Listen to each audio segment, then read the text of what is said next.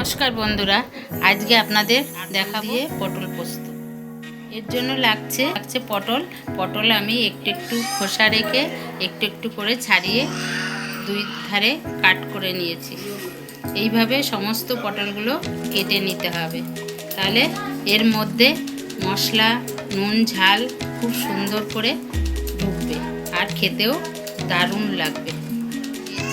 নুন, লঙ্কা, আদা, পোস্ত, নারকেল কোড়া, জিরে, গোটা জিরে আর গোলমরিচ আর তেল, নুন হলুদ মাখিয়ে নেব। নুন হলুদ, এবার তেল কড়াই বসিয়ে দিয়েছি, গরম হয়ে গেছে। এবার পটলগুলি ভেজে নেব।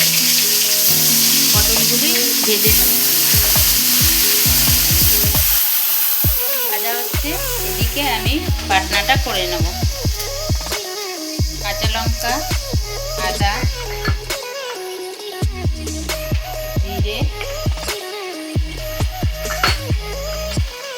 পোস্ত এবং অল্প জল অ্যাড করে বাটনাটা তৈরি করে নেব। পটল ভাজা তেলে ফোড়নে কালো জিরে দিয়ে দিলাম।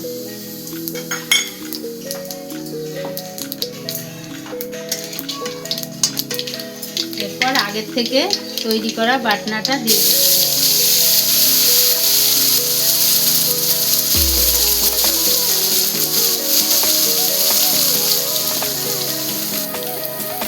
নুন দিয়ে দিলাম,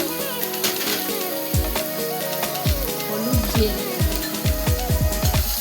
ভালো করে বাটনাটা কষতে হবে। গোলমরিচ দিয়ে দিলাম।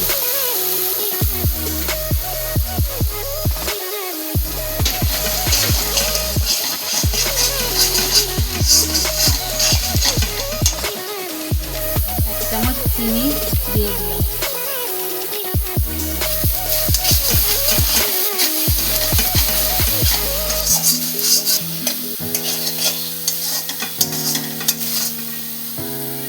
এইভাবে করতে হবে, যতক্ষণ না তেল ছাড়ে এইভাবে একটু ভালো করে কষে নিতে হবে।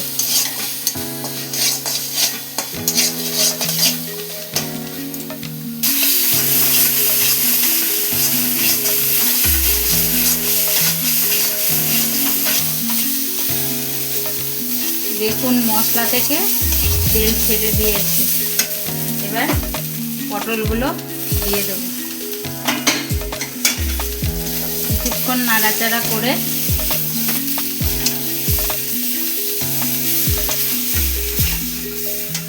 বাটি ধোয়া জলটা দিয়ে দেবো।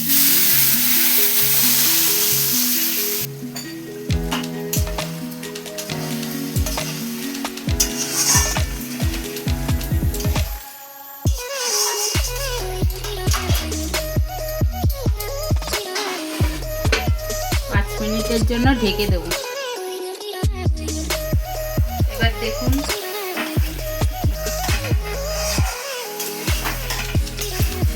দেখুন পটল গ্রেভি শুকনো শুকনো হয়ে গেছে। গরম মশলা দিয়ে দেব।